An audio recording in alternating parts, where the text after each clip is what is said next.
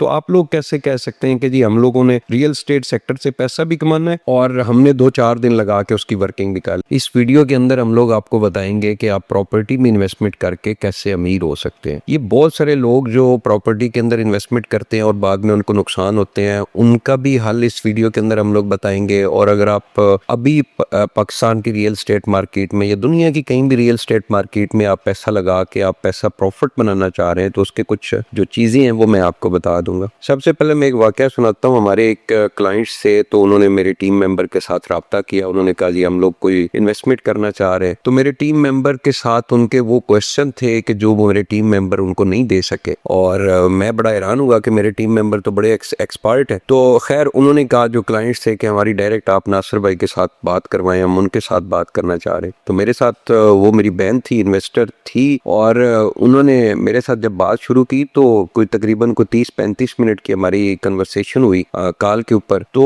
कुछ पॉइंट्स के ऊपर मैं भी लाजवाब हो गया। मतलब मेरा अल्हम्दुलिल्लाह मैं समझता हूँ कि मैं बड़ा एक्सपीरियंस है, मैंने रियल स्टेट जो मार्केट है इसको बड़ा करीब से मैं देखता हूँ। Every time real estate market के अंदर मैं रहता हूँ, 24 घंटे रियल स्टेट की बात होती है। मैंने पार्ट टाइम इस बिजनेस को नहीं किया, मैंने फुल टाइम इस बिजनेस को किया और सीखा। और आज भी जहाँ कहीं मुझे कोई अच्छा समझ आती है, कोई पॉइंट समझ आते हैं, मैं बहुत सारी वीडियो रियल स्टेट की सुनता हूँ और बहुत सारा कंटेंट जो इंटरनेट के ऊपर पड़ा हुआ है, कुछ बुक्स जो लोगों ने एक्सपर्ट लोगों ने लिखी हैं वो भी मैंने पढ़ी हैं। तो कुछ पॉइंट्स के ऊपर मैं भी लाजवाब हो गया। तो मैं बड़ा हैरान हुआ। मैंने कहा कि बहन आपने इससे पहले कोई इन्वेस्टमेंट की है? उन्होंने कहा हाँ हमने 2-3 इन्वेस्टमेंट की है। तो मुझे ऐसे फील हुआ था कि वो बहन जो है वो इतना एक्सपीरियंस रखती थी पाकिस्तान की रियल स्टेट मार्केट के बारे में। वो टेक्निकल पॉइंट्स उन्होंने मेरे साथ डिस्कस किए कि जो रियल स्टेट के जो एक्सपर्ट हैं पाकिस्तान के, उनके भी वहम गुमान में नहीं है। तो खैर मेरे सिर्फ ये बात करने का मकसद सिर्फ यही था कि भाई अगर आप रियल स्टेट सेक्टर के अंदर इन्वेस्टमेंट करके अगर आप प्रॉफिट बनाना चाह रहे हैं तो आपके खुद आपको एक्सपीरियंस होना चाहिए, नॉलेज होना चाहिए और एक्सपीरियंस होना चाहिए। ये जो पार्ट टाइम पे या साइड बिजनेस के तौर पे आप रियल स्टेट सेक्टर के अंदर इन्वेस्टमेंट कर रहे हैं और आप समझते हैं कि आप इससे बहुत बड़ा प्रॉफिट कमा लेंगे, तो मुझे नहीं लगता। हाँ अगर आपकी किस्मत अच्छी है, आपको कोई अच्छा मुखलस और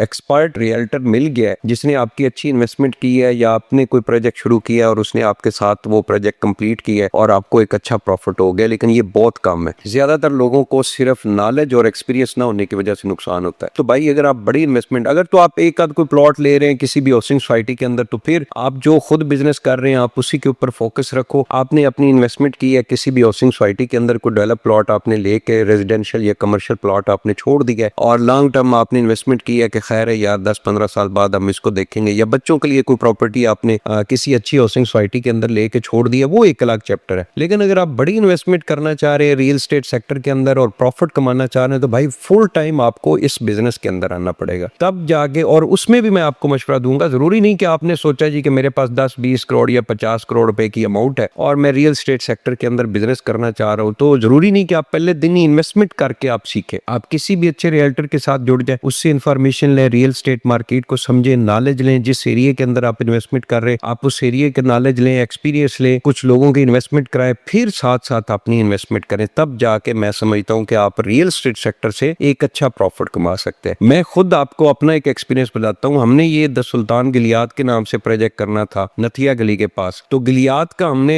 एक ओवरऑल जो एरिया है वो सिलेक्ट किया कि पूरे गिलियाद के अंदर कोई लोकेशन अच्छी देखनी है। आप यकीन करें कि हमें 7 से 8 मंथ मैंने विजिट किए वहां पे। मेरी टीम ने, इमरान भाई थे, उन्होंने वर्किंग की एक एक प्लॉट की। और जब हमारे पास पूरा नॉलेज आ गया, और हम लोग उस वक्त समझते थे कि जो गिलियाद के अंदर हमारे डीलर भाई काम कर रहे हैं उनसे भी ज्यादा नॉलेज हमारे पास है कि कौन सा प्लॉट किस लोकेशन के ऊपर है, किस लोकेशन की प्रॉपर्टी महंगी है, किस लोकेशन की प्रॉपर्टी सस्ती है, कहाँ पे प्लॉट्स हैं जिनमें कल को आने वाले टाइम में कोई कानूनी पेचीदगी बन सकती है, जो जीडीए है गिलियाद डेवलपमेंट अथॉरिटी, उसके क्या रूल्स हैं, बाइलास क्या है, और वहां पे कौन कौन से प्लॉट जो है उस वक्त केसेस चल रहे हैं। ये सारी वर्किंग करने के बाद हमने जाके वहां पे एक प्लॉट लिया था। तो ये मैं समझता हूँ कि अगर हम लोग इस फील्ड के अंदर मौजूद है और हमें 7 से 8 मंथ लगे हैं कि उस एरिया की वर्किंग करने के लिए, तो आप लोग कैसे कह सकते हैं कि जी हम लोगों ने रियल स्टेट सेक्टर से पैसा भी कमाना है और हमने 2-4 दिन लगा के उसकी वर्किंग निकाली। हमारे बहुत सारे कस्टमर, बहुत सारे क्लाइंट्स ऐसे भी हैं जो पिछले 3 साल से, 2 साल से, 4 साल से हमारे प्रोजेक्ट्स को वॉच कर रहे हैं, और जब उनका